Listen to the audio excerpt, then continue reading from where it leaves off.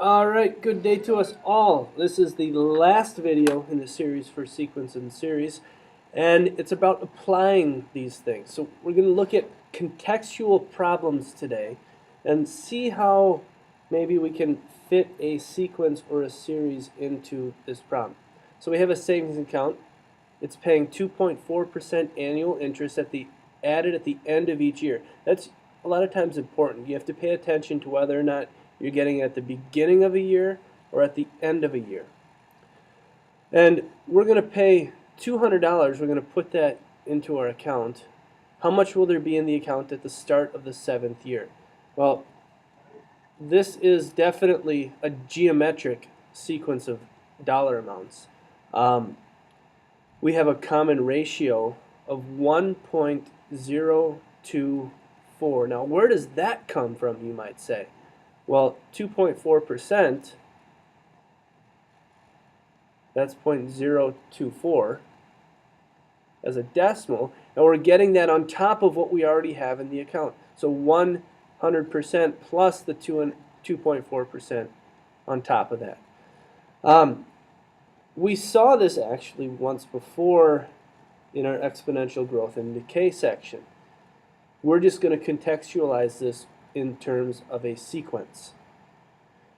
UN equals U1 R to the n minus 1. Now, this is the way that most textbooks would present this. Now, personally, I don't like to use U1 as my starting amount. I like to call it U0.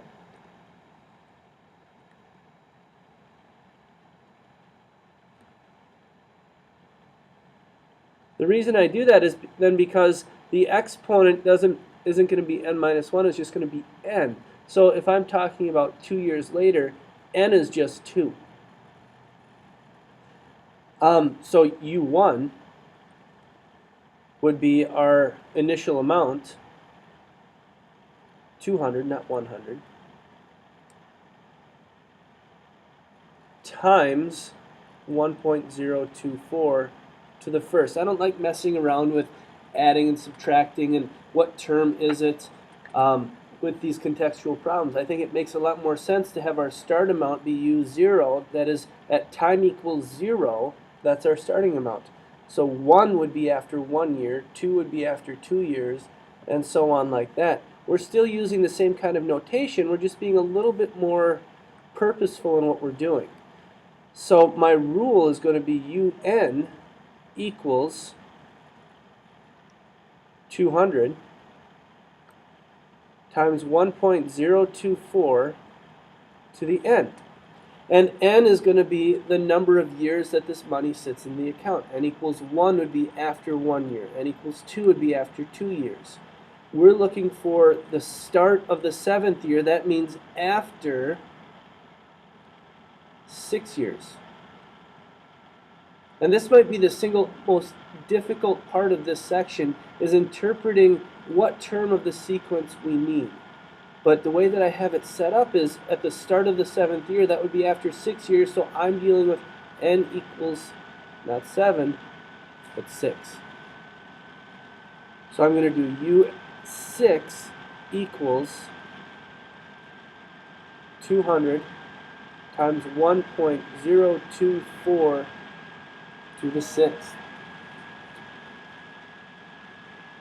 And doing this, it's going to be $230.58. So, old type of problem, slightly new way of looking at it, and that's really all we're going to look at in this section.